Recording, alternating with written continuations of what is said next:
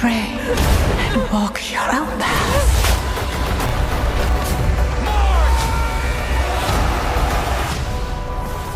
We will change my destiny!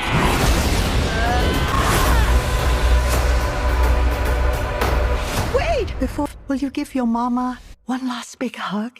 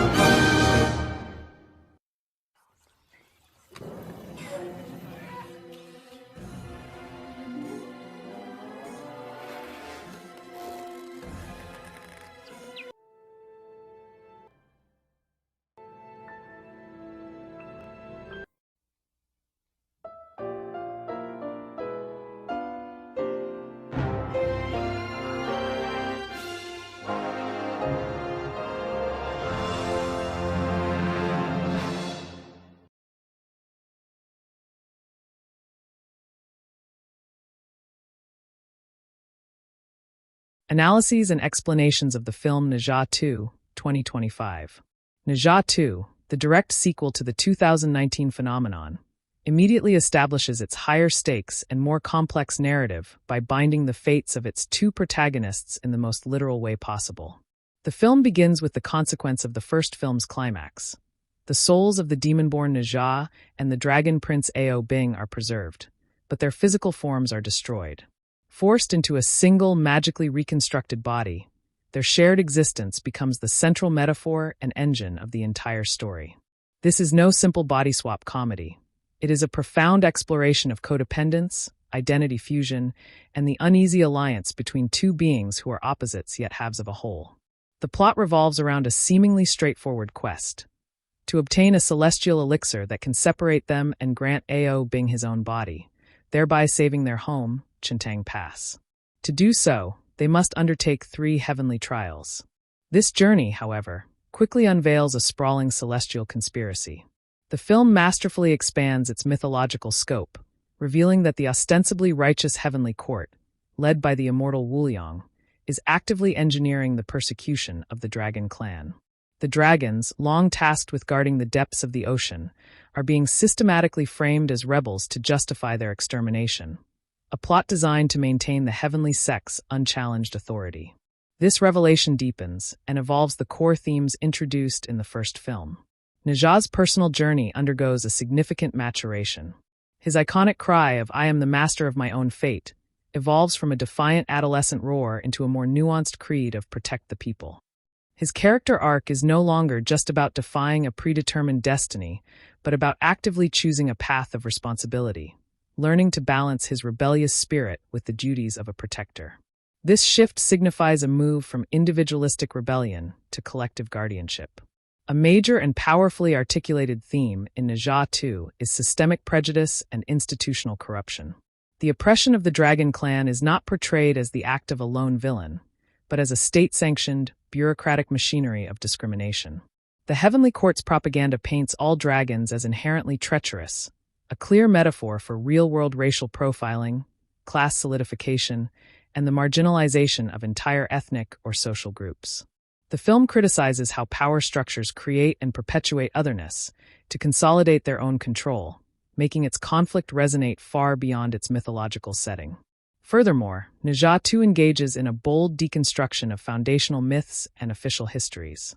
It posits that the righteous narrative of the heavenly court is a constructed fiction, a history written by the victors to legitimize their rule and obscure their crimes.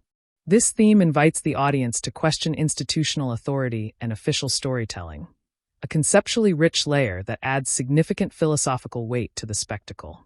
It suggests that true heroism lies not in upholding a potentially corrupt system, but in uncovering the truth and fighting for justice against the very institutions meant to embody it.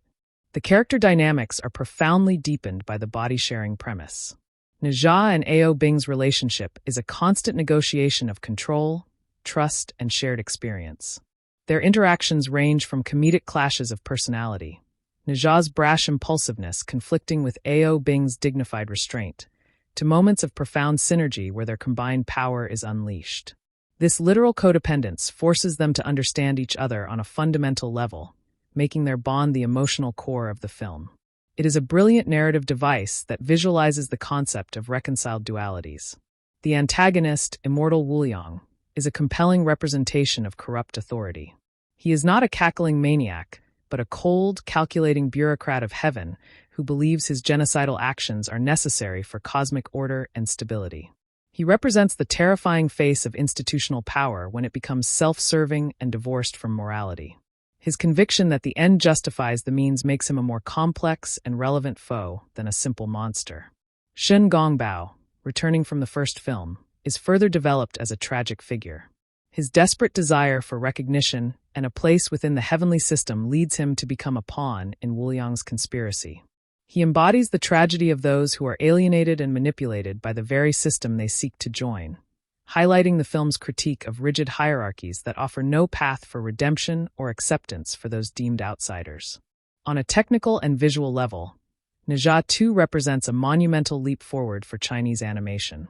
Directed by Jiaozi with a reported budget of around $80 million and the labor of thousands of artists, the film is a staggering artistic achievement. The animation is consistently stunning, with particular praise directed at its hyper-realistic rendering of water, textures, and dynamic effects.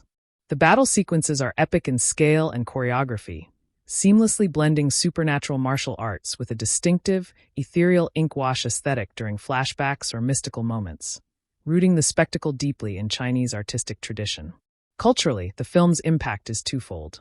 Domestically, it was celebrated as a phenomenal source of national pride, hailed as proof of the strong power of Chinese animation after its rise. Its record-shattering box office performance became a cultural event in itself. Globally, it served as a breakthrough, introducing international audiences to the deep and complex tapestry of Chinese mythology, primarily drawn from the 16th century novel Investiture of the Gods, Feng Shen. While the density of its lore presented a crossover challenge, its universal themes and unparalleled visual spectacle transcended cultural barriers. A balanced critical perspective acknowledges both its triumphs and its points of contention. The film received universal praise for its visual mastery, emotional depth in portraying family and friendship, and its ambitious world-building. However, some critics noted an uneven pacing, with a plot so dense with mythological references and political intrigue that it could be difficult to follow for some viewers. Tonal shifts between juvenile, slapstick humor and high-stakes drama were also pointed out as occasionally jarring. The film's Metascore of 68 reflects these mixed, though generally favorable, professional reviews. In stark contrast, audience reception was overwhelmingly enthusiastic. High scores on platforms like IMDb and Allociné, where viewers praised its emotional resonance and hailed it as a masterpiece, demonstrate that the film's heart and spectacle connected powerfully with global crowds. This disconnect between some critical appraisals and popular embrace underscores the film's success as a grand, emotionally driven blockbuster. The legacy of Ne Zha 2 is already cemented. It is not merely a successful sequel, but a cultural milestone that shattered box office records, becoming the highest-grossing animated film in history with a monumental global take of approximately $2.2 billion. It proved that Chinese animated films could lead the global conversation in both commercial might and artistic ambition. The film's conclusion, particularly a mid-credits scene teasing the arrival of Ne Zha's formidable older brothers, Jinja and Muzha, explicitly sets the stage for further expansion, solidifying the Fengshen cinematic universe as a major and enduring force in world cinema. In final analysis, Ne Zha 2 is a monumental achievement. It successfully uses the framework of ancient mythology to craft a story that feels urgently contemporary, exploring themes of identity against systemic oppression, the questioning of authoritative narratives, and the redemptive power of unlikely unity. All of this is conveyed through a level of visual artistry that sets a new global standard for animated feature filmmaking.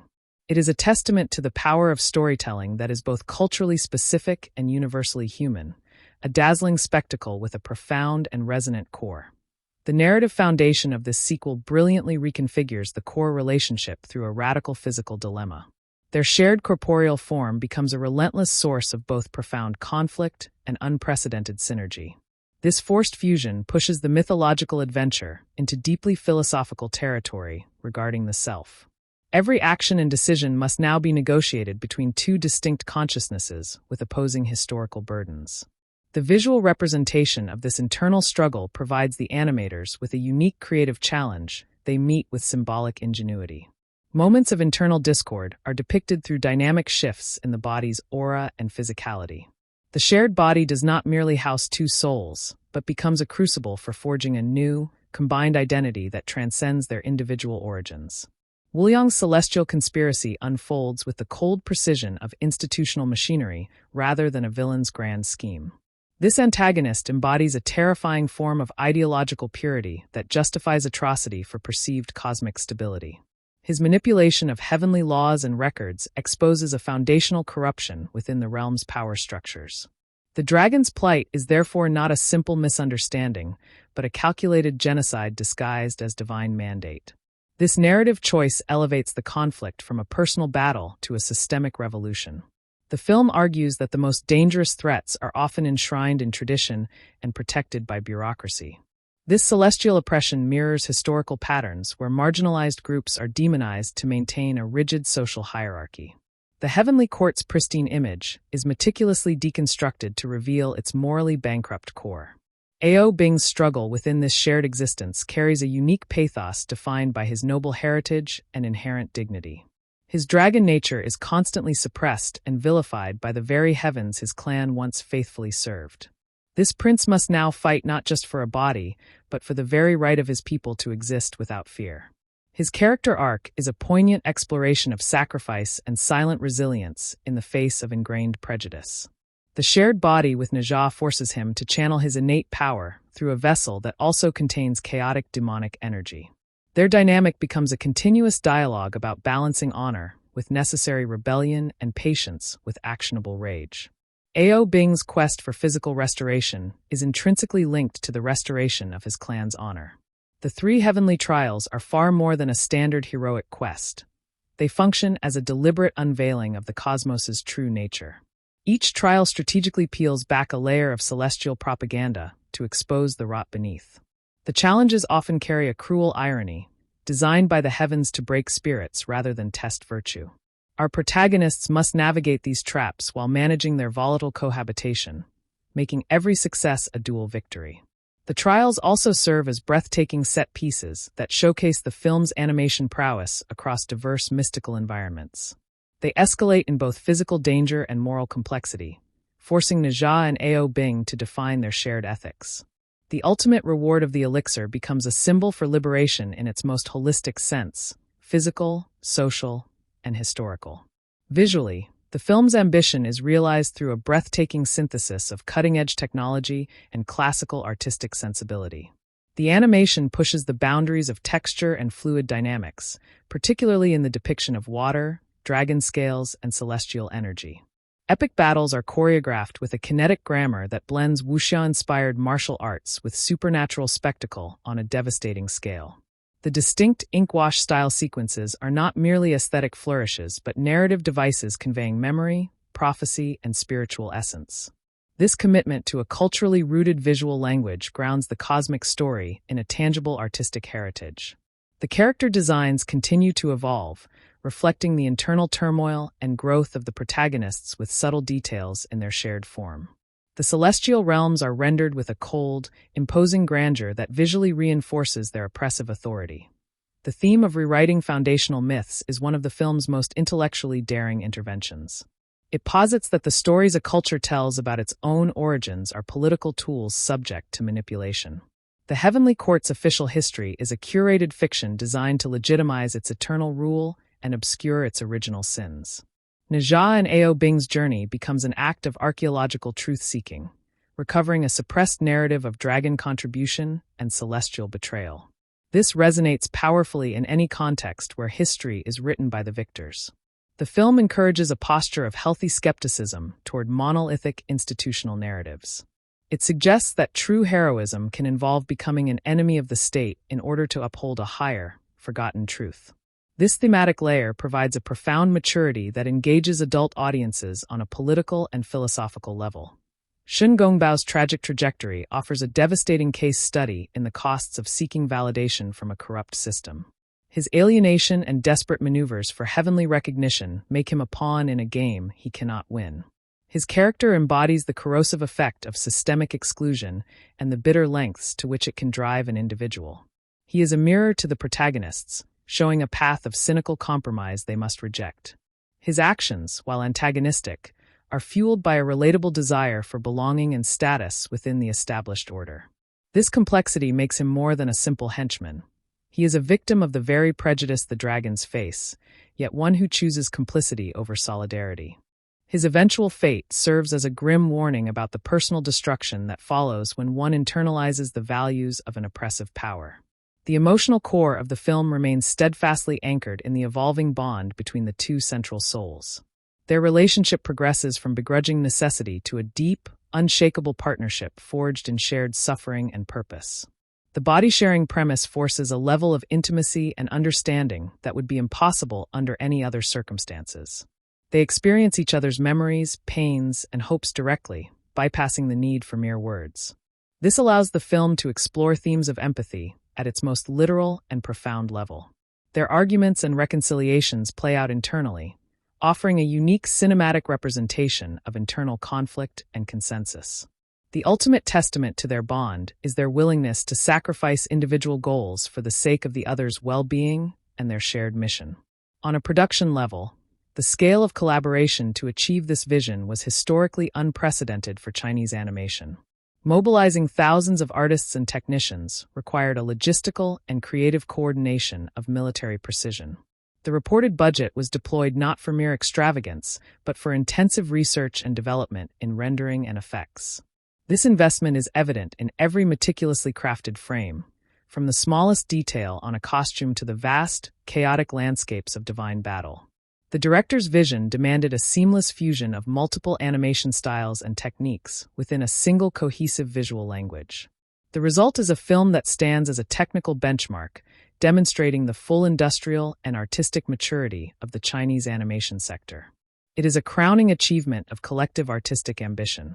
The film's climax transcends a simple physical showdown against a villain. It resolves into a multifaceted confrontation against the entrenched pillars of celestial authority and its false history. The battle is as much ideological as it is elemental, seeking to shatter a millennia-old illusion of righteousness. Our heroes fight not to destroy the heavens, but to force a cosmic reckoning and a reformation of its corrupt institutions. The resolution of the body-sharing dilemma is earned through immense sacrifice and a redefinition of what it means to be whole. The finale powerfully intertwines the personal journey of separation with the public victory of exposing truth. It delivers catharsis not through annihilation, but through the hard-won possibility of a new, more just order. The emotional payoff resonates because it satisfies both the intimate character arcs and the grand thematic aspirations. Critically, the film's dense plotting is both its greatest strength and a potential barrier to entry. The narrative assumes a level of engagement and a willingness to navigate a complex mythological bureaucracy. This density rewards repeat viewings, as audiences can uncover new layers of political intrigue and foreshadowing. The tonal balance between comedic levity and solemn drama, while jarring to some, reflects a very Chinese cinematic tradition of blending genres and emotional registers. The humor often stems from the absurdity of the body-sharing situation, providing necessary relief from the high stakes. The professional critiques regarding pacing often stem from the film's ambitious attempt to balance an intimate two-hander with a sprawling cosmic revolution.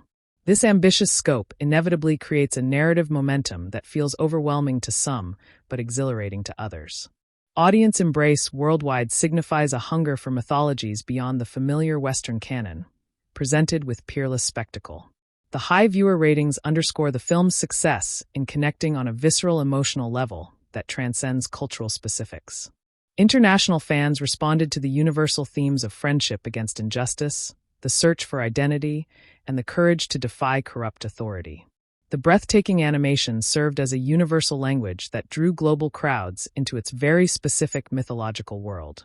This reception marks a significant shift in the global animation landscape, proving that a deeply cultural story can achieve mainstream international dominance. The film's financial triumph is a direct result of this powerful connection with a worldwide audience, not just a domestic one. The mid-credits scene is a masterful piece of franchise engineering, seamlessly introducing classic characters from the source novel.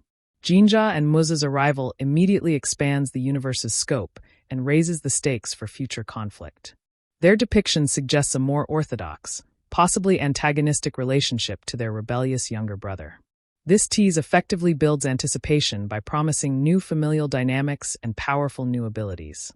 It firmly plants the sequel within the larger tapestry of the investiture of the gods saga. This move assures fans that the creative team is committed to a long-term, faithful yet innovative exploration of the source material. It transitions the ending from a definitive conclusion to a gateway for an even broader epic. The film's cultural resonance in China is rooted in its alignment with contemporary national discourse on self-reliance and cultural confidence. It is perceived not just as entertainment, but as a symbol of the creative industry's arrival at world-class status. The story's focus on overcoming entrenched prejudice and rewriting unjust narratives resonates with modern social consciousness. Its technological achievements are proudly viewed as a national accomplishment, a point of collective pride. The movie's dialogue about who gets to control history and narrative speaks to a society deeply engaged with its own past and future storytelling. This context is crucial to understanding the depth of its domestic phenomenon, far surpassing mere box office numbers. Ultimately, Ne Zha 2 successfully manages the difficult alchemy of being a larger, more complex sequel while deepening the emotional intimacy of its core story. It avoids the common trap of merely repeating the first film's beats on a bigger canvas. Instead, it evolves the protagonist's journey from self-acceptance to societal transformation. The film uses its mythological framework to ask urgent contemporary questions about justice, memory, and solidarity. It proves that animation is a medium capable of sustaining the most serious and ambitious philosophical explorations. The legacy of Ne Zha 2 will be its role in irrevocably changing the global perception of Chinese cinema's artistic and narrative potential. It stands as a monumental achievement, a dazzling spectacle with a mighty heart and a formidable mind, forever raising the bar for what epic animation can aspire to be. The narrative architecture of this sequel ingeniously uses the shared body as a crucible to forge a new philosophical understanding of identity. This profound physical constraint dissolves traditional boundaries between self and other, compelling a continuous dialogue that shapes a unified consciousness. Their merged existence presents a daily navigation of conflicting impulses, memories, and moral compasses that must be harmonized. This internal dynamic is externalized through stunning visual cues, where the body's aura flickers between azure dragon energy and crimson demon fire during moments of discord. The shared form becomes less a prison and more a living testament to the possibility of synthesis between opposing forces. This central conceit allows the film to explore themes of integration and mutualism rather than simplistic notions of victory or domination. The celestial conspiracy unmasked throughout the trials reveals a chilling bureaucratic evil far removed from mustache-twirling villainy. Wu Liang operates not from personal malice, but from a fanatical devotion to a corrupted heavenly order he believes is absolute. His methodology involves archival manipulation, legalistic traps, and the weaponization of divine bureaucracy against the Dragon Clan. This systemic antagonist represents the insidious danger of institutional power when it becomes self-perpetuating and divorced from compassion. The framing of the dragons is executed with the cold precision of a state-sponsored propaganda campaign, designed to manufacture consent for their eradication. This narrative strand holds a mirror to historical and contemporary mechanisms of oppression where marginalized groups are systematically dehumanized. The heavens' gleaming palaces and orderly protocols mask a foundational violence, critiquing the aesthetic of authority itself. Ao Bing's personal torment within this arrangement is layered with the weight of dynastic responsibility and a deep-seated sense of betrayal. His dragon lineage, once a source of celestial pride, has been meticulously recast as a hereditary stain by the very powers his ancestors served.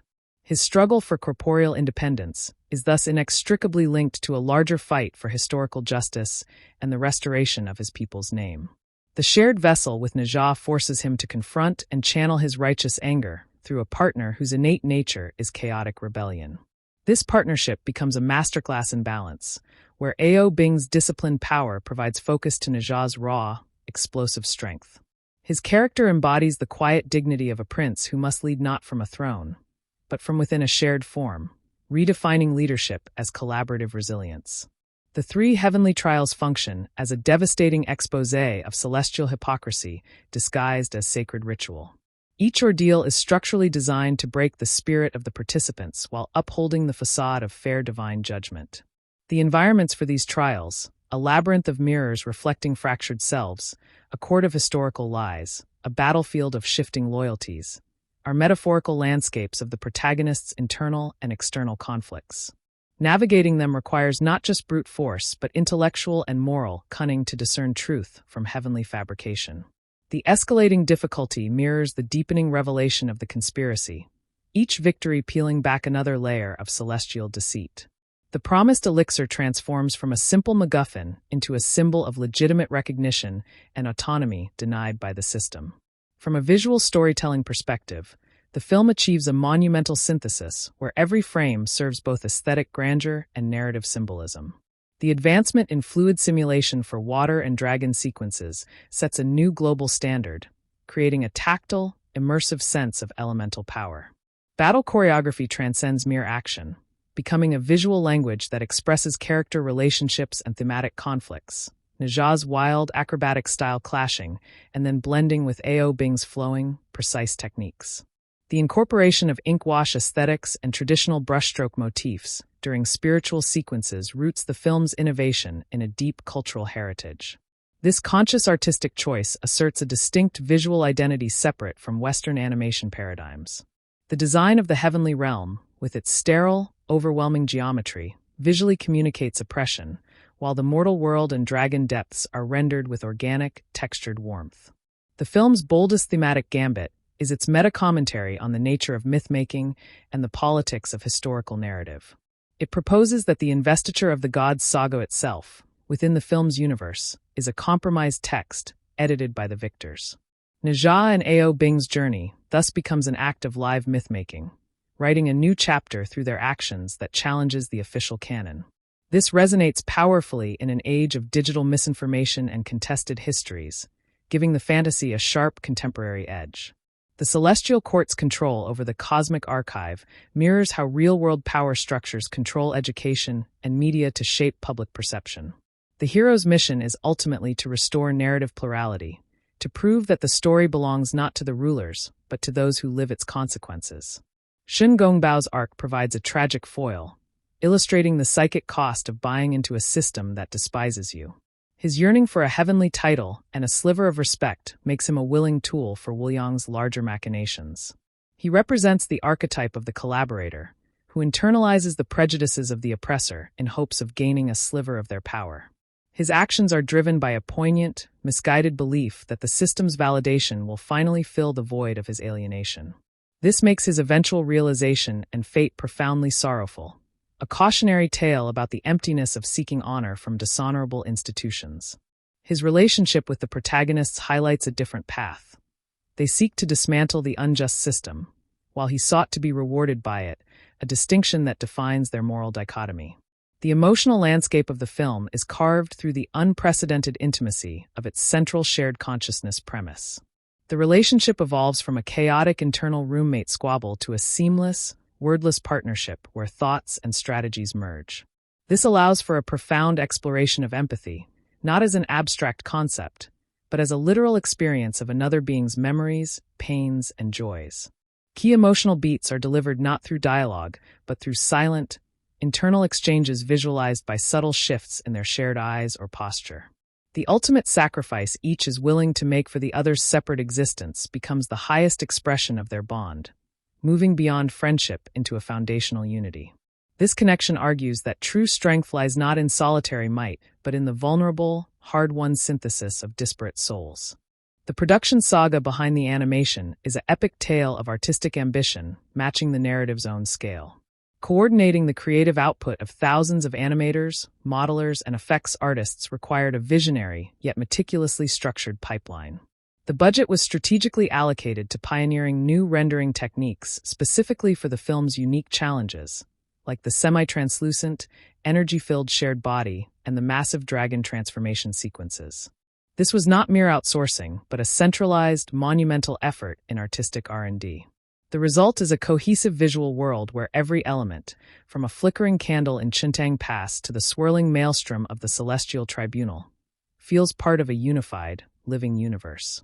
It stands as a testament to the maturation of China's film industry as a holistic creative powerhouse. The climax masterfully intertwines the personal and the political, ensuring the resolution of the body-sharing crisis is synonymous with striking a blow against the celestial conspiracy. The final confrontation is less a battle against Wu Liang personally, and more an assault on the edifice of lies he represents and upholds. The heroes utilize their hard-earned synergy not just as a combat tactic, but as living proof that demon and dragon, the marginalized and the outcast, can create a power that the rigid heavens cannot comprehend or contain. Their victory is measured not by a villain's death, but by the cracking of the official historical narrative and the forced acknowledgement of the Dragon Clan's innocence. The separation, when it comes, is bittersweet, marking both a personal loss of their unique connection and a gain in individual autonomy, a mature reflection on the costs of growth. The critical discourse surrounding the film's narrative density highlights a cultural difference in storytelling pacing and audience expectation. The film operates on a mythopoetic logic where political intrigue, spiritual philosophy, and character beats are delivered with a novelistic density that some Western critiques found overwhelming. The tonal juxtaposition of broad, physical comedy with tragic pathos is a staple of Chinese literary and dramatic tradition, seen in classics like Journey to the West. This intentional rhythm provides emotional ventilation and reflects a holistic view of life where humor and tragedy coexist. The film demands and rewards active viewing, trusting its audience to follow complex lore and moral ambiguity, a stance that defines its artistic ambition beyond pure entertainment. Its global box office triumph signifies a pivotal moment in cross-cultural reception, where audiences demonstrated a readiness to engage with deeply specific mythological frameworks. The universal emotions of the central bond provided an accessible entry point into the complex political and spiritual warfare. The visual spectacle served as a transcendent language, but the heartfelt core is what fostered true international connection. This success paves the way for other non-Western mythologies to enter the global mainstream, challenging the long-held dominance of a single cultural perspective in animated blockbusters. It proves that specificity, not dilution, is the key to global resonance when paired with emotional authenticity and executional excellence. The strategic mid-credits introduction of Ne Zha and Ne Zha expertly weaves future conflict into the existing emotional tapestry. Their arrival, likely as envoys of a still unreformed heavenly authority, immediately sets up a conflict laden with familial tension and ideological clash. It suggests the next chapter will grapple with themes of fraternal duty, filial piety under a corrupted system, and the difficult choice between blood and justice. This tease successfully leverages the rich source material while leaving ample room for the innovative character revisions this series is known for. It promises a sequel that will further explore the Fengshen universe's vast dramatis personae, expanding the scope from a duo's intimate journey to a full-blown cosmic civil war. Domestically, The film's resonance is deeply intertwined with a narrative of cultural renaissance and technological self-sufficiency. It is celebrated as a crown jewel of China's creative industries, a symbol of having mastered the high-budget animation format and infusing it with distinct cultural DNA. The story's subtext about challenging unjust hierarchies and asserting one's own narrative agency echoes broader contemporary national sentiments. The technological achievement is not seen in a vacuum, but as a point of collective professional pride, a demonstration of Zhizao, Druzal, transforming into Zhizao, Druzal, from manufacturing to intelligent creation. This context elevates the film from a commercial product to a cultural milestone, a marker of artistic and industrial confidence.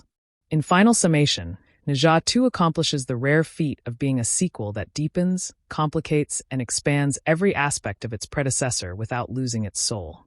It transforms a story of individual defiance into a sweeping treatise on systemic injustice, historical memory, and the revolutionary power of synthesized identity. Its technical mastery is always in service of its emotional and philosophical ambitions, creating a work of profound substance beneath the spectacular surface. The film firmly establishes the Fengshen cinematic universe as a major narrative force with a unique philosophical voice and visual grammar. It leaves an indelible mark on global animation, not just as a record-breaking hit, but as a bold argument for the blockbuster as a vehicle for complex ideas and culturally rooted, universally human storytelling. The shared physical form acts as a perpetual narrative engine, generating conflict from mundane tasks and synergy in cosmic battles. This unique predicament forces a metaphysical negotiation of personal space, agency, and the very definition of the individual soul. Their daily existence becomes a delicate dance of seated control and emergent compromise, visible in subtle gestures and hesitant speech patterns. This constant internal conversation provides unparalleled depth to character development, as growth is measured in mutual understanding rather than solitary achievement. The film leverages this device to explore the philosophical concept of the self as a relational, rather than solitary, construct. Their fused state is the ultimate metaphor for how profound relationships fundamentally alter our core identity. Wuliang's celestial conspiracy is revealed not through monologues, but through bureaucratic edicts and manipulated historical records. His power stems from his position as a guardian of orthodox doctrine within the heavenly ministry of truth. This framing recasts the conflict from a personal vendetta into a chilling ideological purge, justified by celestial law and precedent. The Dragon Clan's oceanic domain is portrayed as a strategic resource, with their extermination serving both political and economic motives for the heavens.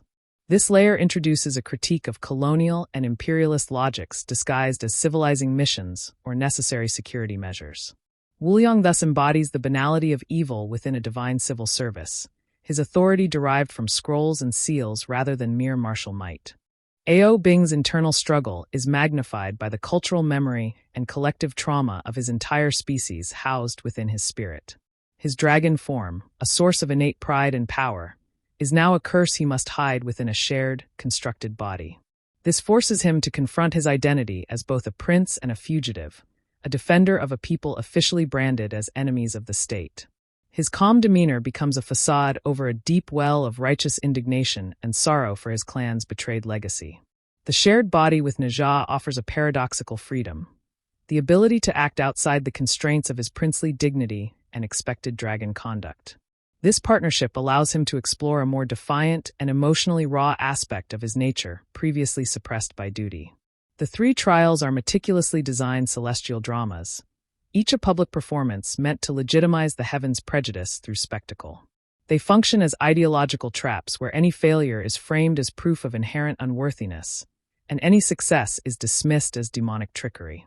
Navigating them requires our heroes to deconstruct the very rules of the game, often by exposing the hidden contradictions within heavenly logic itself. The trials progressively strip away the ornate pageantry of divinity to reveal the mechanistic gears of power underneath. Their journey through these ordeals becomes an accelerated education in the political realities of the cosmos, moving them from naive petitioners to savvy revolutionaries.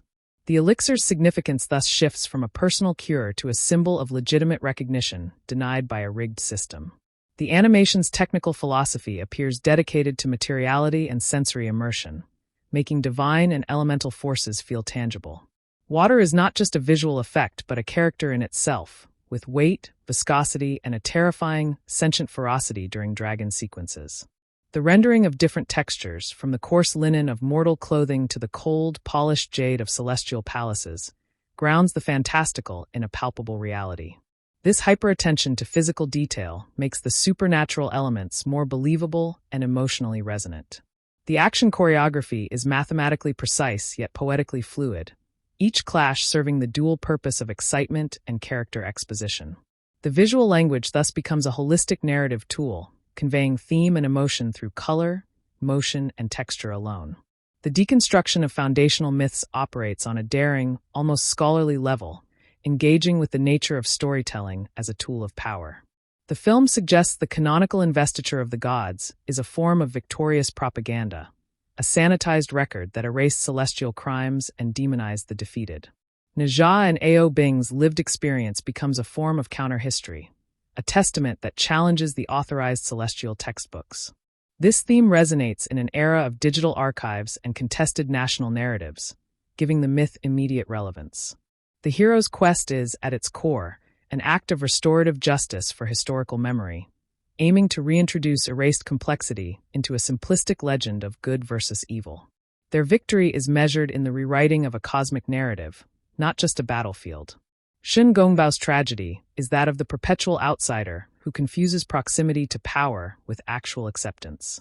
His arc is a slow-motion tragedy of assimilation, where he sacrifices his original identity and moral compass for a promised seat at the table. He mirrors real-world figures who adopt the mannerisms and prejudices of a dominant group in a futile hope of overcoming their own marginalization. His manipulations are born from desperation, not innate wickedness, making his eventual fate a moment of pathos rather than triumph. He serves as a dark reflection for Ao Bing, showcasing what the Dragon Prince could become if he sought the heavens' forgiveness on their cruel terms. His final realization underscores the film's central warning. Systems built on exclusion will never truly grant belonging, only temporary utility.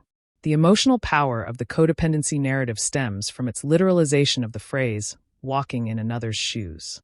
The characters do not just empathize, they inhabit each other's traumatic pasts and deepest fears through shared memory flashes. This eliminates the possibility of misunderstanding or dishonest communication, forcing a raw, unfiltered intimacy. Their conflicts are therefore more profound, arising from fundamental philosophical differences rather than petty misunderstandings. The evolution of their relationship charts a path from cacophony to harmony, visualized through increasingly seamless transitions in control during combat. The ultimate emotional climax rests on the painful, necessary acceptance that true love for the other may require the dissolution of their unique, fused unity for the sake of the other's individual destiny. The production's scale represents a watershed moment for the global animation industry, proving such monumental projects can be successfully orchestrated outside Hollywood's traditional centers. The management of this creative army required a fusion of artistic vision with industrial discipline rarely seen at this magnitude. Investment in proprietary tools for crowd simulation and ethereal effect rendering gave the film a distinctive visual signature. This was not imitation but innovation, setting new benchmarks specifically for animating elements central to Chinese mythological iconography. The film's visual success thus stands as both an artistic and a technological declaration of independence, showcasing a complete, self-sufficient pipeline for creating world-class animated epics. The climax's genius lies in its rejection of a simplistic, destructive finale in favor of a revelatory and restorative one. The final battle is as much a war of perception and narrative as it is a clash of elemental powers. Ne Zha and Ao Bing's strategy pivots on exposing the truth to the broader celestial bureaucracy and mortal realm, weaponizing revelation itself. Their combined form becomes a living argument, a walking contradiction to the heavens' propaganda of inherent conflict between their kinds. Defeating Wu Yang involves dismantling his authority by proving his actions are a betrayal of the very heavenly principles he claims to uphold. The resolution thus offers a more complex victory. The system is not destroyed but humbled and forced to begin a painful reform, a far more realistic and challenging outcome. Critical debates over pacing and tone often miss the film's deliberate operatic structure, where arias of emotional depth are interspersed with recitatives of plot and comic relief. The dense plotting mirrors the complex, interwoven nature of the source epic, demanding audience engagement akin to reading a rich novel. The tonal shifts, while jarring to some sensibilities, reflect a very human rhythm where defiance is often expressed through humor in the face of overwhelming odds. The film's confidence in its own mythological lexicon, without excessive exposition, is a mark of respect for its audience's intelligence. This approach creates a richly layered world that feels lived in and vast, rewarding viewers willing to immerse themselves in its logic and lore. The unprecedented global earnings underscore a seismic shift in audience appetites, moving beyond familiar Western folklore to embrace new heroic paradigms. The film succeeded by presenting its cultural specificity not as a barrier, but as an enticement, an invitation into a thrillingly different symbolic universe. Its emotional core, the story of two souls forging one destiny, provided a universal bridge, but the unique texture of its world was the main attraction.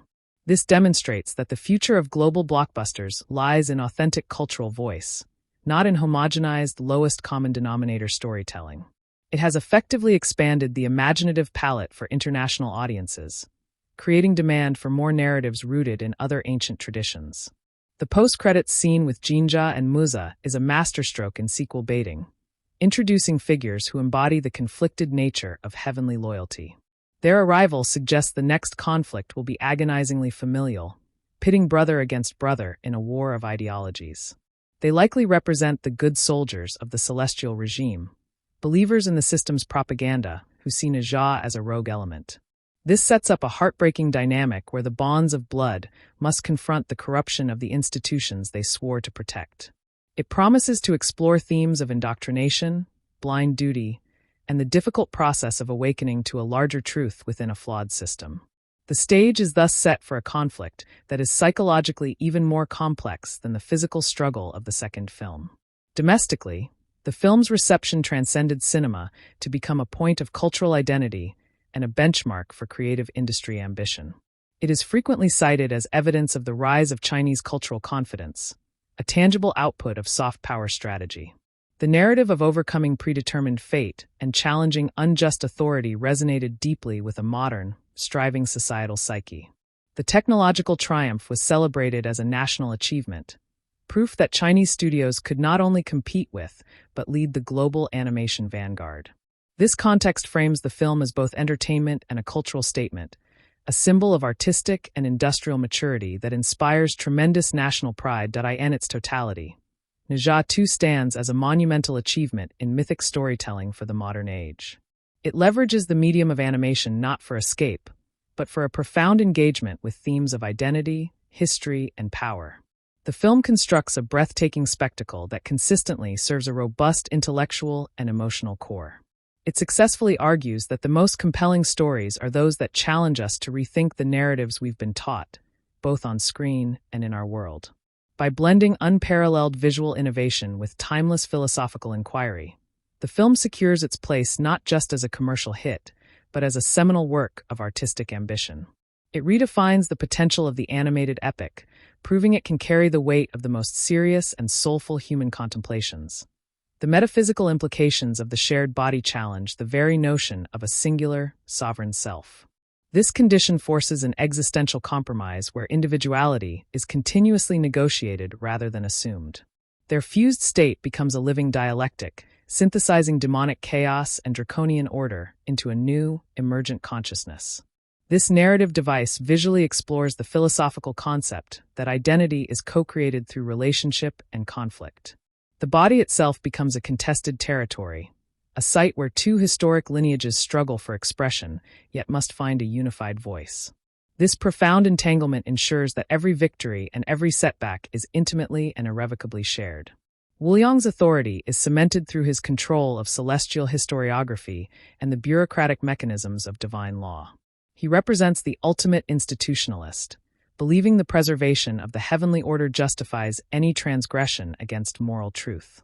His conspiracy is not a passionate rebellion, but a cold, administrative project for maintaining systemic purity. This frames the dragons not as military adversaries, but as statistical anomalies to be corrected within the celestial ledger. His villainy lies in his unwavering conviction. making him impervious to emotional appeal and only vulnerable to factual, institutional exposure. He is the personification of a system that has ossified, valuing its own perpetuation above its founding principles. Ao Bing's dragon nature is portrayed not as a mere species trait, but as a deep, ancestral connection to primordial forces of the natural world. His power is tied to the ancient, untamed majesty of the oceans, standing in stark contrast to the sterile, constructed beauty of the heavens. Within the shared body, this essence is a constant, simmering well of power that Ne Zha's fiery spirit both conflicts with and amplifies. His struggle is one of legacy, bearing the silent hopes of an entire oppressed civilization within his soul. The physical confinement forces his immense draconic potential into a constrained, humanoid form, creating a potent metaphor for suppressed cultural and spiritual identity. His journey is towards a liberation that is both personal and collective. The heavenly trials are revealed as a form of ideological theater, designed to produce a preordained verdict of guilt for public consumption. Each stage is a carefully crafted parable meant to demonstrate the inherent incompatibility of demon and dragon with celestial harmony. The heroes must therefore fight on two fronts, against the literal challenges and against the narrative being woven around their performance.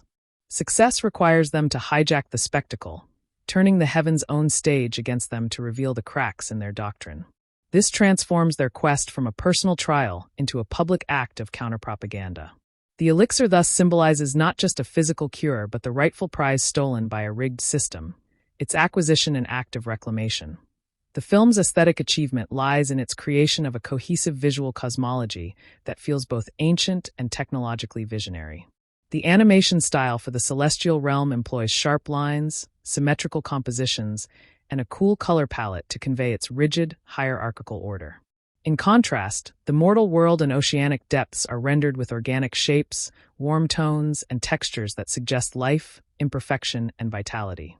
The shared body of the protagonists is the nexus where these two visual languages clash and merge, its design brilliantly illustrating the internal fusion.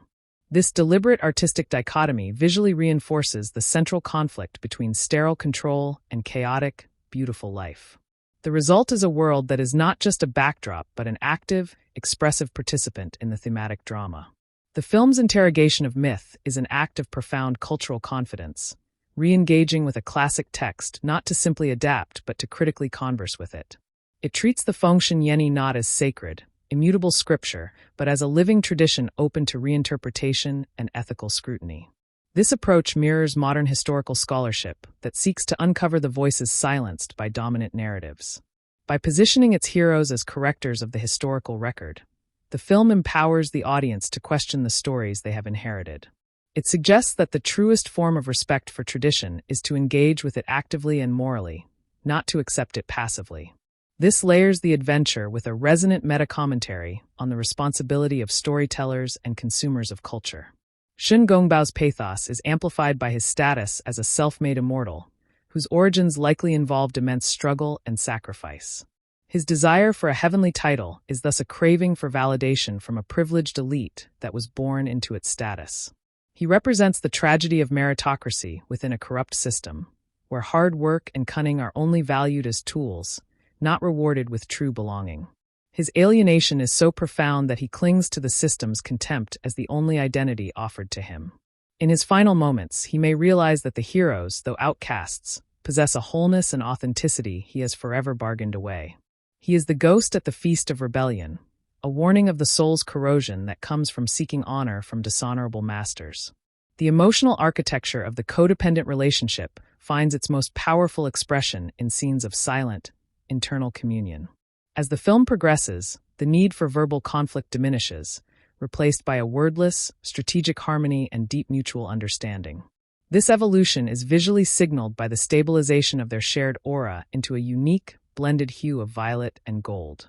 Their greatest triumphs occur not when one dominates, but when their consciousnesses align so perfectly that the distinction between Ne Zha and Ao Bing momentarily dissolves. This portrays the pinnacle of partnership not as a perfect agreement, but as a transcendent, temporary unity of purpose.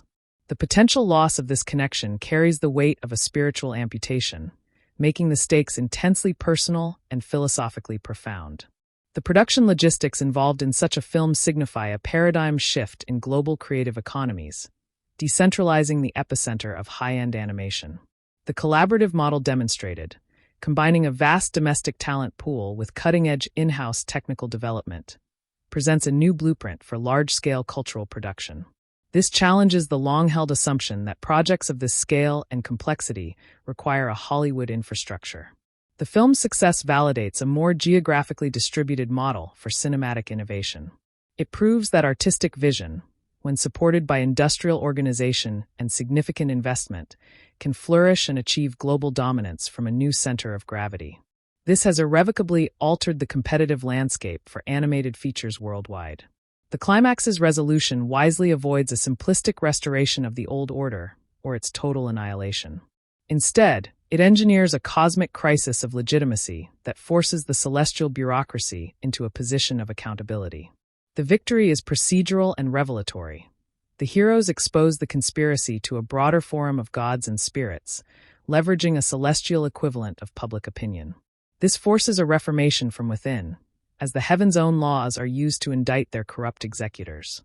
The separation of Ne Zha and Ao Bing, achieved through their own sacrifice and the returned elixir, becomes a symbol of justice restored, each gaining an individual form as their peoples gain a measure of justice. It is a mature ending that privileges systemic change and personal growth over cathartic violence.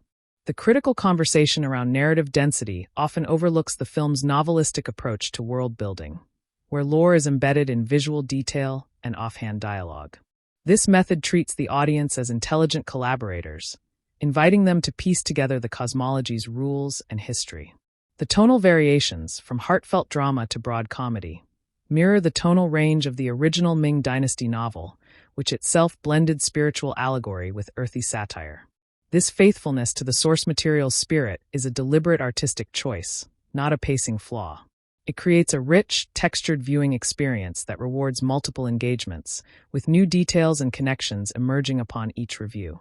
The film's ambition is to create a lasting mythological edifice, not just a transient piece of entertainment. The global box office phenomenon demonstrates a watershed moment in the export of cultural archetypes, introducing the Chinese mythological hero into the global pantheon alongside Western superheroes. Ne Zha's character, defiant, morally complex, and fiercely loyal, resonates because it offers a different flavor of heroism, one rooted in communal duty and challenging heaven itself. The film's success has created a new international appetite for stories featuring gods and heroes from the Fengshen universe and beyond. It has effectively begun the process of globalizing Chinese mythic figures, granting them a recognition and familiarity previously reserved for Greek or Norse gods. This represents a significant rebalancing in the soft power of global popular culture. The introduction of Jinja and Muza in the denouement expertly sows the seeds for a conflict that is intrafamilial and deeply psychological. As disciples of established celestial powers, they likely view their brother Ne Zha through a lens of doctrinal condemnation mixed with familial duty. Their impending confrontation promises to explore the agony of fighting those you are supposed to love, who are fighting for a system you believe is sacred. This dynamic will force Ne Zha to defend his hard-won identity and alliances against the very figures who represent his original, rejected destiny. It sets up a sequel that will delve into the painful mechanics of deconstruction and persuasion within a divided family. The stage is set for a tragedy of ideologies where the battlefield is the human heart. Within its domestic context, the film is celebrated as a culmination of a decades-long journey to revitalize and modernize Chinese animation, or Donghua. It represents the apotheosis of the national-style movement, proving that stories drawn from classical texts can achieve cutting-edge relevance and mass appeal. Its themes of self-determination and challenging unjust authority resonate with a contemporary audience navigating rapid social change. The technological mastery on display is seen as a point of collective national achievement, a symbol of innovative capacity. Thus, Ne Zha 2 functions simultaneously as popular entertainment, a cultural landmark, and a symbol of industrial and creative arrival on the world stage.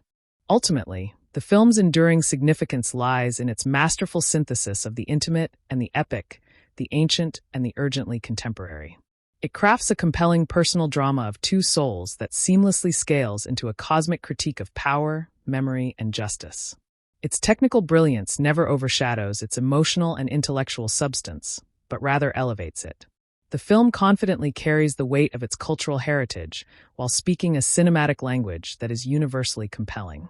It establishes a new high-water mark for what animation can aspire to be, a medium for the most sophisticated storytelling, capable of holding a mirror to society while envisioning transformative possibilities. Ne Zha 2 is not merely a sequel, but a definitive statement, a monumental work that expands the horizons of its genre and leaves a permanent imprint on the landscape of global cinema. The existential codependence of the protagonists necessitates a radical redefinition of heroism as a fundamentally collaborative endeavor. Their shared form dissolves the archetype of the lone, triumphant hero, replacing it with a model of constant negotiation and mutual concession. This narrative framework argues that true strength is born from the integration of contradictions, not the eradication of one by the other. Each moment of internal conflict becomes a philosophical microcosm, debating the nature of will, sacrifice, and shared destiny. The physical body becomes a living symbol of reconciliation, a testament that opposing forces can create a stable, powerful whole. This core dynamic challenges individualistic power fantasies, presenting interdependence as the ultimate source of resilience and transformative might. Wu Yong's characterization as a celestial bureaucrat elevates him beyond a mere antagonist into a personification of systemic decay. His power is derived not from personal charisma, but from his unshakable position within an apparatus of divine governance. This makes him a uniquely formidable foe, as he cannot be reasoned with on a moral level, only confronted through his own rules and ledgers. His conspiracy is executed with the dispassionate efficiency of a state-sanctioned audit, reframing genocide as an administrative cleanup. He represents the ultimate danger of ideology devoid of empathy, where living beings become abstract problems to be solved. His defeat, therefore, cannot come from brute force alone, but requires the dismantling of the bureaucratic truth he has constructed. Ao Bing's dragon essence is portrayed with a profound connection to the natural world's ancient, cyclical rhythms, starkly opposed to the heaven's static, eternal order. His power is elemental, drawn from tides, storms, and the deep, silent pressure of the abyss. Confined within a shared, humanoid vessel, this vast oceanic force is contained, creating a constant tension between immense inner power and external limitation. His character arc is one of dignified endurance, learning to channel this profound depth through the narrow conduit of his partnership with Ne Zha. His struggle embodies the pain of a noble spirit forced to operate within confines not meant for its grandeur, making his quest for a body a quest for a form commensurate with his soul's scale. The three trials are meticulously constructed as gauntlets of gaslighting, designed to break the protagonist's trust in their own perceptions and in each other. Each challenge weaponizes celestial authority to rewrite reality, forcing Ne Zha and Ao Bing to cling to their shared, subversive truth against overwhelming official narratives. Surviving them requires a fusion of Ne Zha's instinctual defiance and Ao Bing's strategic patience, proving their combined consciousness is more resilient than any singular mind could be. The trials thus serve as a brutal refining fire, burning away any residual individual pride and forging an unbreakable alloy of purpose. The coveted elixir transforms from a mere object into the symbolic key to dismantling the entire fraudulent premise of their persecution. The film's visual design philosophy operates on a principle of mythic tangibility, making spiritual and cosmic concepts physically felt. The animation of the shared body's energy fields uses principles of fluid dynamics and plasma physics to give emotional and spiritual states a visceral, visual weight. The contrasting environments, the oppressive geometric heavens versus the chaotic, organic mortal realm, are not just settings but arguments about different modes of existence. The choreography of combat is deeply symbolic, with Ne Zha's explosive, centrifugal style gradually integrating Ao Bing's flowing, centripetal grace. This visual storytelling creates a universe where theme and action, emotion and environment are inextricably and brilliantly linked. The film's scholarly deconstruction of its source material performs a vital act of cultural revitalization, treating ancient myth as a living dialogue rather than a fossilized relic. It engages in a form of cinematic critique, questioning the moral assumptions and political hierarchies embedded within the classic investiture of the gods' narrative. By centering the marginalized perspectives of the demon-born and the dragon clan, It effectively writes a compelling counter-narrative to the orthodox celestial history. This approach empowers the audience to view all foundational stories as contingent and subject to ethical reevaluation. It positions the film itself as an active participant in the millennia-old tradition of myth-making, adding a new, critical chapter for the modern age. Shun Gongbao's narrative function is that of the eternal supplicant, whose tragic flaw is believing the master's house has a room for him. His cunning and ambition are channeled entirely into gaining a sliver of recognition from a system built on his exclusion. This makes every action he takes a form of self-erasure, as he adopts the prejudices and methods of his oppressors. He is a ghost in the celestial machine, a warning of the spiritual death that precedes physical destruction when one fights for a place in a corrupt kingdom. His inevitable betrayal by the system he served highlights the film's core argument.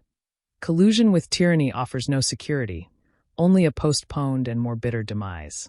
He is the shadow the heroes must outrun, the path of compromised survival they wisely reject. The emotional resonance of the body-sharing premise peaks in its exploration of voluntary vulnerability as the ultimate strength. To cede control of their shared form, each protagonist must place absolute trust in the other's judgment and skill, a terrifying surrender of autonomy. This creates moments of breathtaking intimacy, where the act of fighting becomes a dance of perfect faith. The fear of losing this profound connection becomes a greater motivator than any external threat, grounding the cosmic stakes in a deeply personal dread. Their eventual potential separation carries the profound melancholy of a unique, world-altering bond being unraveled, even for a noble cause. This elevates their relationship beyond friendship or alliance into a rare, symbiotic state of being. The film's production triumph represents a strategic mastery of the entire animation value chain, from core software development to final compositing. This vertical integration allowed for a unified artistic vision without the creative compromises often inherent in fragmented outsourcing models. The development of proprietary technologies for specific effects, like the semi-corporeal dragon spirits or the ink diffusion magic, gave the film a unique and legally protectable visual signature. This achievement announces the arrival of a fully mature, technologically autonomous animation industry capable of defining its own aesthetic benchmarks. It shifts the global industry's center of gravity, proving that top-tier innovation can be sustainably cultivated and executed outside traditional hubs. The climax's strategic brilliance lies in its subversion of the typical power-up finale, opting instead for a truth-up resolution. The hero's ultimate weapon is not a new level of destructive force, but the irrefutable evidence of the heavenly conspiracy, meticulously uncovered during their trials. Their final battle is as much a courtroom drama as a martial contest, with each blow aimed at dismantling Wu Yang's credibility before the eyes of the cosmos. Victory is achieved not by killing the antagonist, but by rendering his authority and his narrative legally and morally bankrupt. This places the film's moral compass firmly on the side of restorative justice and institutional accountability over vengeful annihilation. The restoration of their separate forms thus feels earned, a direct result of repairing a broken system rather than escaping it. The critique of the film's pacing often misses its deliberate orchestration as a mythological symphony, with movements of quiet character development, stirring adventure, and thunderous revelation. The density of plot and lore is a feature, not a bug, designed to create a world that feels vast, ancient, and operatically scaled. The humor, often physical and derived from the absurdity of the protagonist's situation, serves a crucial humanizing function, preventing the lofty themes from becoming ponderous. This structural confidence reflects a respect for the audience's capacity to engage with complex, multi-layered storytelling over a sustained runtime. It is a film that demands and rewards a patient, immersive viewership, offering riches that a faster, simpler narrative could not contain. The historic box office performance signals a permanent recalibration of the global market's appetite, proving that cultural specificity, when executed with excellence, is a commercial asset, not a liability. The film succeeded by offering audiences not a diluted, universal template, but a deep, authentic immersion into a distinct mythological logic. This has irrevocably broadened the scope of what is considered mainstream international entertainment. It demonstrates that audiences worldwide are eager for new heroic paradigms, new pantheons, and new visual lexicons that challenge the monoculture. The film's financial dominance is a direct referendum on the viability of culturally rooted storytelling as a global blockbuster strategy. The mid-credits teaser introducing Ne Zha's brothers is a masterful stroke of dramatic irony and impending tragedy. Ne Zha and Ne Zha likely approach not as individuals, but as envoys of a celestial order that, though humbled, remains largely unreformed. Their conflict will force Ne Zha to defend the new family he has forged, Ao Bing, his parents, against the biological family now serving as instruments of a grudging heaven. This sets up a heartbreaking exploration of loyalty, where the right path necessitates opposition to those bound by blood and duty. It promises a sequel where the battlefield is familial love, and the weapons are painful truths and unyielding principle. This escalation ensures the next chapter will delve even deeper into the personal cost of cosmic rebellion. Within China, the film's impact transcends entertainment to function as a powerful symbol of cultural and creative sovereignty. It is frequently cited as evidence that Chinese studios can originate, not just manufacture, globally dominant intellectual property. Its narrative of overcoming deeply ingrained prejudice and challenging a rigid, predetermined fate resonates with a national narrative of overcoming historical impediments. The technological prowess on display is celebrated as a benchmark of indigenous innovation, aligning with broader national goals of technological self-sufficiency. Thus, Ne Zha 2 is consumed and celebrated as both a magnificent film and a milestone in the nation's soft power and creative industrial development. In its final assessment, Ne Zha 2 stands as a monumental work that successfully marries colossal spectacle with intimate humanity and intellectual rigor. It leverages the unique capacities of animation to visualize internal states and cosmic truths impossible in live action. The film constructs a compelling argument for unity in diversity, for truth over power, and for the courage to rewrite destinies imposed by corrupt authorities. It secures the Fengshen universe as a major pillar of global fantasy, rich with potential for further exploration. By achieving this with unwavering cultural authenticity and staggering technical artistry, the film does not just entertain. It inspires, challenges, and elevates the animated form, cementing its place as a defining cinematic achievement of its era. The existential condition of shared physicality compels a philosophical examination of what constitutes the authentic self when two souls occupy a single space.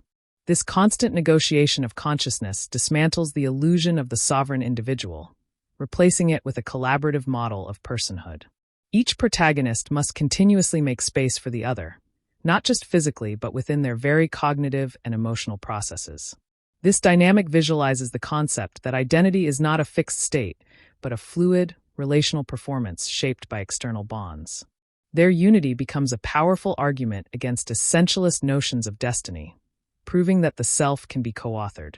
The narrative thus frames their struggle as a radical experiment in being, where existence itself is a dialogue. The systemic oppression orchestrated by Wuliang functions with the chilling efficiency of a self-justifying administrative machine. His villainy is cloaked in the robes of judicial propriety and archival authority, making his evil procedural and bureaucratized. This reflects a profound critique of how large institutions can perpetrate atrocities while maintaining a facade of legitimacy and order. His actions are not driven by passion, but by a cold calculus of power preservation, viewing the Dragon Clan as a statistical anomaly in celestial demographics. To defeat him, the protagonists must become experts in celestial law and historiography, fighting him with the very tools of bureaucracy he wields. His ultimate downfall is therefore not just physical but legal and historiographical, a delegitimization. Ao Bing's internal landscape is shaped by a profound sense of ancestral duty and the collective memory of his people's servitude. His dragon nature connects him to a deep pre-celestial time, a source of power that the ordered heavens view as chaotic and threatening. Within the confines of the shared body, this ancient power is both a burden and a sacred trust he must learn to wield with precision. His character embodies the quiet tension of the noble hostage, maintaining grace and purpose under conditions of profound constraint. His journey is one of translating immense latent power into effective action within a partnership that requires constant compromise. This makes his eventual liberation a victory for an entire suppressed history, not just a personal achievement. The celestial trials are revealed as elaborate mechanisms of ideological enforcement, designed to produce confessional performances from the accused. Each trial is a public spectacle where the heavens demonstrate their power to define reality and morality for all to witness. The protagonist's success hinges on their ability to subvert the script, to turn the stage against its directors and expose the cracks in the cosmic narrative. This transforms their participation from a plea for mercy into an act of bold political theater and insurrection. The trials become a brutal education in the mechanics of propaganda, teaching them that truth is the first casualty of power. The elixir, therefore, symbolizes not just a physical remedy, but the right to self-definition outside the approved celestial identity. The film's visual storytelling achieves a sublime harmony between ethereal beauty and visceral impact, creating a world that feels both dreamlike and tangibly real.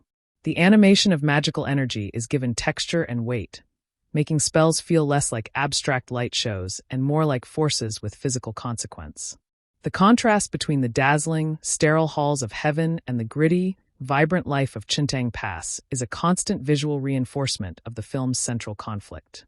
The character designs for the shared form brilliantly evolve, with costume and aura subtly shifting to reflect which consciousness is dominant or if a harmonious balance has been achieved. This meticulous attention to visual detail ensures that every frame advances character and theme without a word of dialogue. The film's engagement with its source material is an act of creative critical thinking, treating the classic myth as an open text ripe for contemporary ethical interrogation. It dares to ask uncomfortable questions about the justice of the original investiture and the morality of its celestial victors. By amplifying the perspectives of the ostensible demons and monsters, it performs a narrative justice long overdue within the canon. This approach invites the audience to reconsider other foundational stories, to look for the silenced voices and the hidden biases.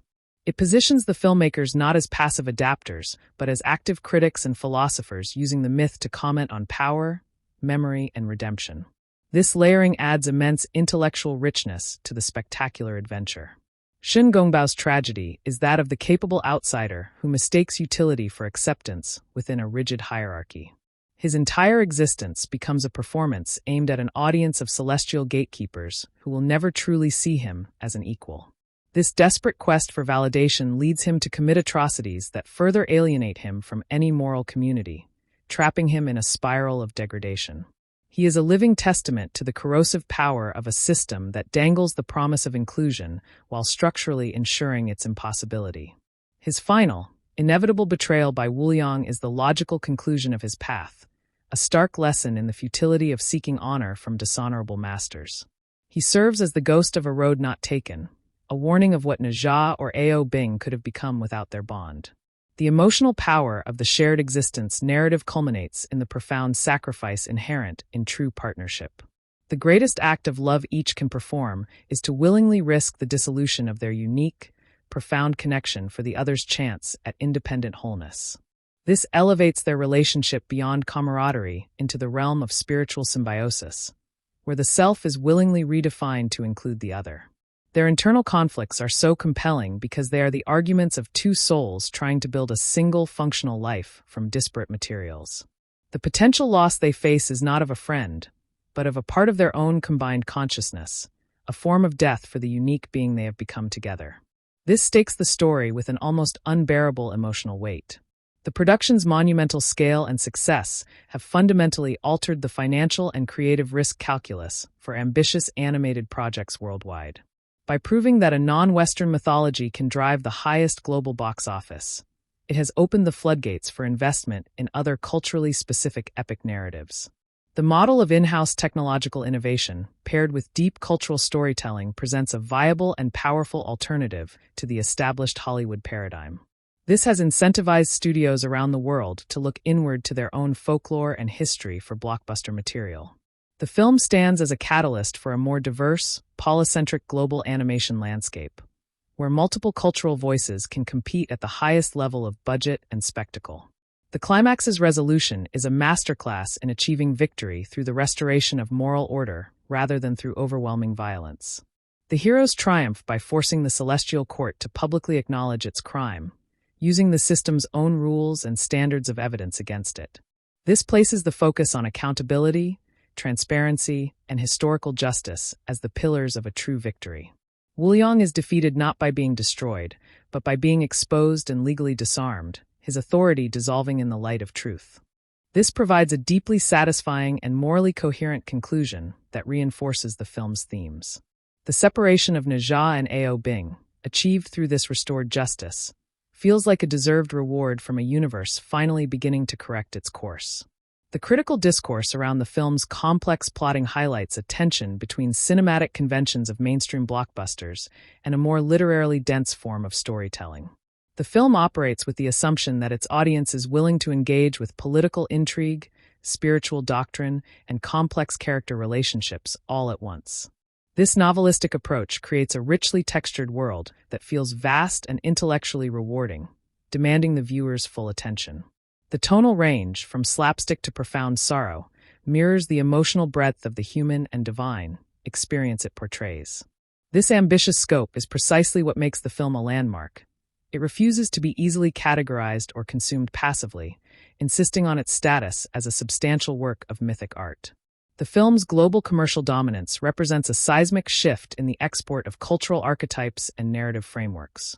Ne Zha and Ao Bing have been introduced to the world not as exotic curiosities, but as compelling, complex heroes whose journey resonates across cultural boundaries.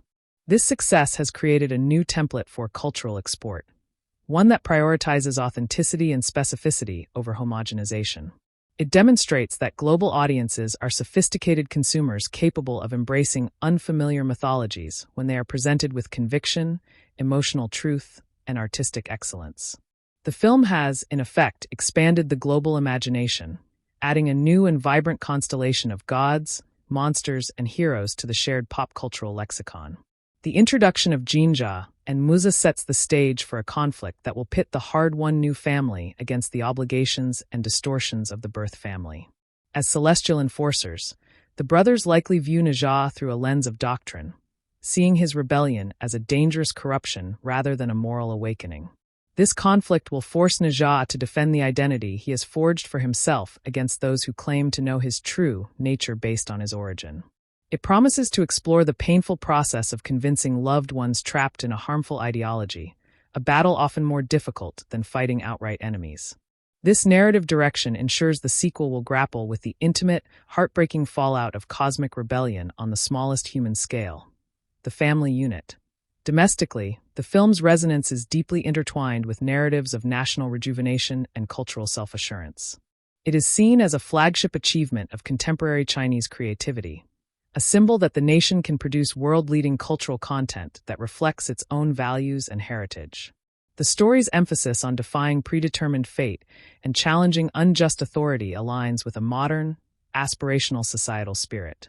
The technological mastery is celebrated not just as an industrial achievement, but as a point of national pride and competitive advantage on the global stage. Thus, Ne Zha 2 is experienced as both superlative entertainment and a potent symbol of cultural and creative arrival. In its ultimate essence, Ne Zha 2 is a triumphant synthesis of heart, mind, and sight, a film that fulfills the highest potential of the animated epic. It wields its spectacular visual power in service of a story that is emotionally profound, philosophically engaged, and culturally significant. The film makes a compelling case for animation as the ideal medium for modern mythology, capable of visualizing the interior landscapes of the soul and the exterior vastness of cosmic conflict with equal facility. It leaves an indelible mark by proving that blockbuster cinema can be both intellectually stimulating and universally moving. By successfully navigating the immense challenge of its sequel, it solidifies its place not just as a commercial phenomenon, but as an enduring and influential work of artistic vision that will inspire and challenge audiences and creators for years to come. The ontological fusion of the protagonists presents a radical cinematic metaphor for the dissolution of ego required in profound partnership. Their shared existence necessitates a continuous, conscious surrender of individual autonomy to foster a greater, combined agency. This dynamic reframes conflict as an internal dialogue, where external battles are preceded by moments of psychic negotiation and compromise. The body becomes a living crucible where two distinct histories and destinies are alchemically merged into a singular, unprecedented force. This narrative device challenges the very notion of heroic purity, suggesting that true power arises from the embrace of complexity and contradiction. Their journey thus becomes a blueprint for a new kind of heroism, one built on integration rather than exclusion. The celestial bureaucracy's oppression is executed with the impersonal cruelty of a system optimizing itself for stability at any moral cost.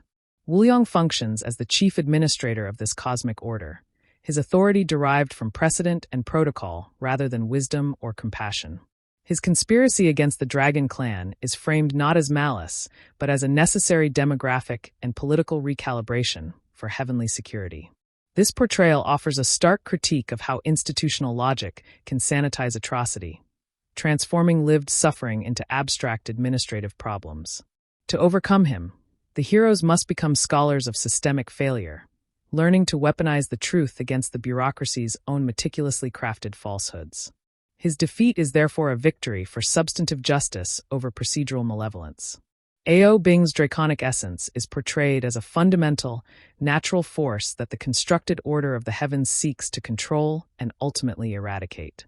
His power is ancient, tied to the primordial chaos from which the cosmos itself was formed, making him inherently threatening to a regime built on rigid hierarchy. Within the confines of the shared form, this vast elemental power is constantly tempered and focused by the necessity of cooperation. His stoicism masks a deep, resonant sorrow for his people's unjust fate and a fierce, protective love for their submerged legacy. His arc is one of a prince learning that his throne is not a palace but a revolution, and his crown is the responsibility to lead his people from the depths of persecution. This transforms his quest for a body into a crusade for existential legitimacy. The three trials operate as vicious ceremonies of legitimation, where the heavens perform their power to judge and define the worth of other beings. Each stage is a gauntlet designed to break the spirit through isolation, deception, and the imposition of an alien moral framework. Surviving them requires the protagonists to develop a shared epistemology, a united way of perceiving and interpreting reality that is resilient to celestial gaslighting. Their success becomes a subversive act, proving that a truth born of partnership can withstand the oppressive weight of official doctrine. The trials ultimately serve to strengthen the bond they seek to sever, making the desired elixir a symbol of a bittersweet liberation from the very unity that saved them. This paradox adds profound emotional complexity to their quest.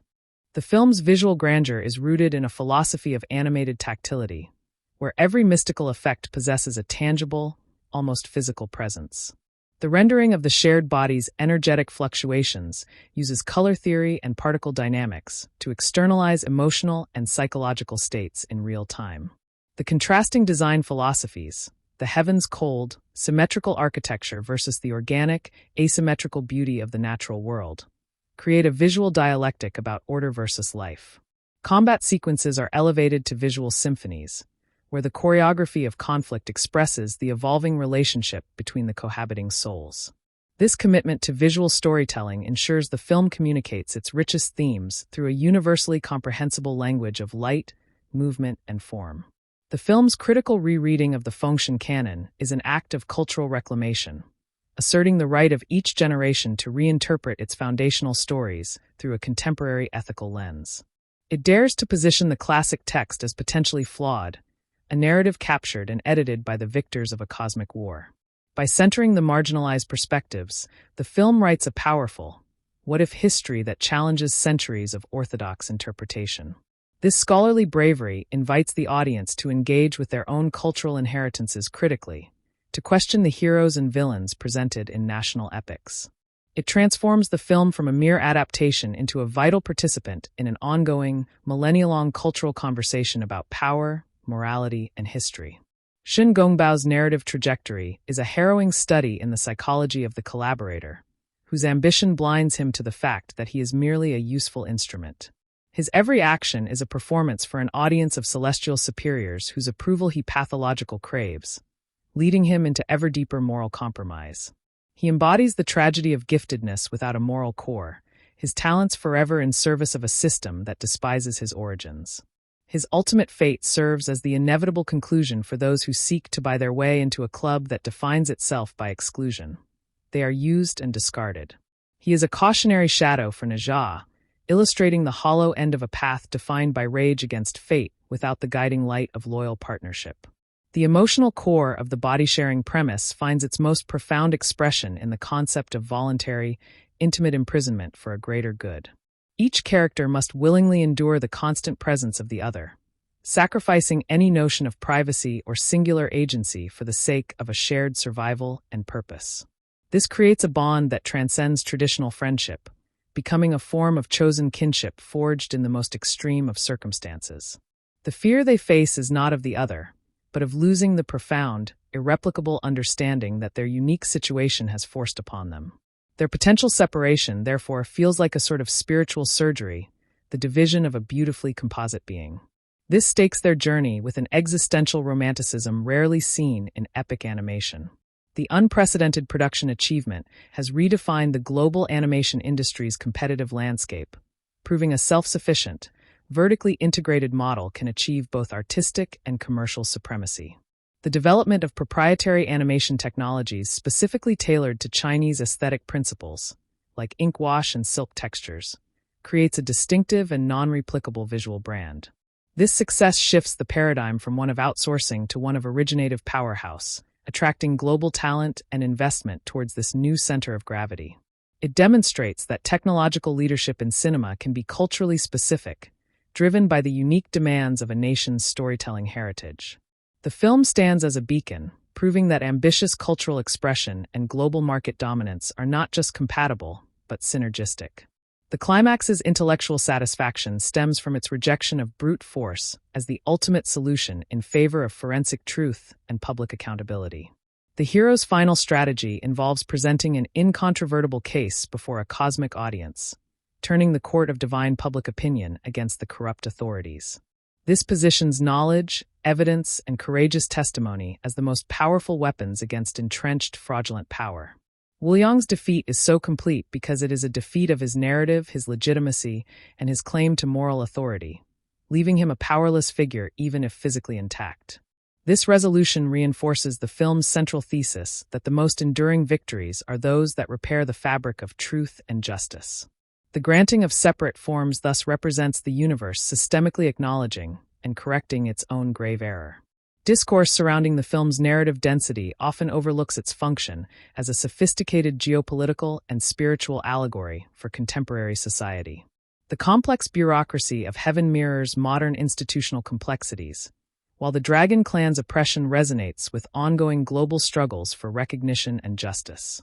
The film's willingness to dwell in this complexity is a mark of respect for an audience living in an equally complex world. Its tonal shifts, from the gravity of genocide to the levity of bodily comedy, mirror the human capacity to hold immense pain and simple joy in tandem. This ambitious, novelistic approach positions the film as a work of serious artistic intent, using the mythological genre to dissect timeless issues of power, identity, and resistance. The record-shattering global box office is a direct referendum on the viability of a multipolar cinematic world, where dominant narratives no longer flow from a single cultural source. The film's success has irrevocably proven that the hero's journey can wear a Chinese face and draw from a Chinese spiritual lexicon while captivating the world. This has dismantled the long-held assumption in global entertainment that cultural dilution is necessary for cross-border appeal. It has instead established a new rule. Authenticity executed with peerless craftsmanship is the true universal currency. The film's financial triumph is thus a historical pivot point, encouraging the mining of diverse mythologies and the funding of large-scale projects from previously underrepresented creative centers. The mid-credits arrival of Ne Zha and Ne Zha expertly plants the seeds for a conflict exploring the corrosive power of indoctrination within family structures. As loyal celestial officers, the brothers likely perceive their mission not as attacking a sibling, but as correcting a dangerous deviant to save his soul. This sets up a heartbreaking drama of persuasion and resistance, where love is weaponized by ideology and the battlefield is Ne Zha's own sense of self. Ne Zha will be forced to defend the family he built, with Ao Bing, his parents, against the family of his birth, which now represents the unreformed arm of the system he fought. This promises a sequel of profound psychological depth, where the greatest wounds are inflicted by hands meant to offer comfort, and the hardest fight is to make one's own family see the truth. Within its domestic context, Ne Zha 2 is celebrated as the culmination of a national project to revitalize and globally position Chinese cultural production. It is viewed as definitive proof that the country's creative industries can originate world-class intellectual property that competes at the very highest level. The film's themes of overturning prejudice and defying ossified destinies resonate with a national narrative of overcoming historical impediments and claiming a new place on the world stage. The technical mastery is hailed not just as an artistic success, but as a strategic industrial achievement, showcasing innovation capacity. Therefore, the film transcends entertainment to function as a powerful symbol of cultural confidence, soft power, and creative economic maturity. End final analysis. Ne Zha 2 stands as a monumental testament to the power of animated cinema to house the most ambitious of human stories.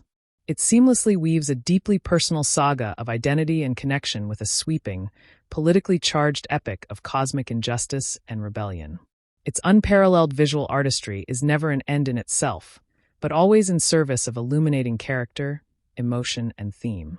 The film secures its place in cinematic history not merely through its financial records, but through its intellectual courage and emotional depth. It boldly redefines what a global blockbuster can and should be, a work of cultural specificity, philosophical substance, and breathtaking beauty that challenges, moves, and inspires a worldwide audience, leaving a permanent and transformative imprint on the art form.